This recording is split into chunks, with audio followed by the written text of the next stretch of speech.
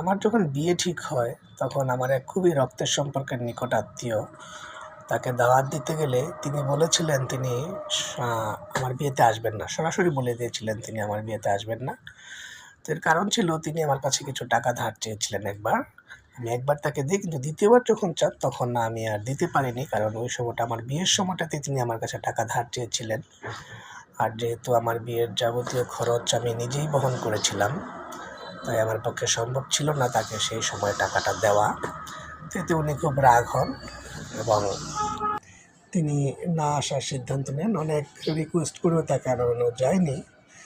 তো এছাড়াও তার ছেলেমেয়েরা যারা এখানে সম্পর্কে আমার কাজিন হয়, তারা কেউই সামনাসামনি দেখা হলে আমার সাথে কথা বলতো না, জিজ্ঞেস করলে কথার উত্তর দিত না। তো ঠিক এই ঘটনা তারা ফিরে পেয়েছে তাদের বেলায়, যখন তার বড় মেয়ের বিয়ে ঠিক হয়। তখনও তাদেরই কোনো এক নিকট আত্মীয়, সেও ঠিক একই রকমভাবে তাদের বিয়েতে আসেনি এবং পরে জানতে পারলাম তিনিও নাকি তাদের সাথে কথা বলতেন না, তার ছেলেমেয়েরা কিছু জিজ্ঞেস করলে উত্তর দিতেন না, এরকম একটা ব্যাপার। এই ঘটনা উনি পরবর্তীতে নিজেই দুঃখ করে আমাদের কাছে বলছিলেন। আর তখন আমি মনে মনে বলছিলাম, এই হচ্ছে সৃষ্টিকর্তার বিচার, প্রকৃতির বিচার। আপনি কারোর সাথে কোনো অন্যায় করলে তা আপনি ফিরে পাবেনই কোনো না কোনো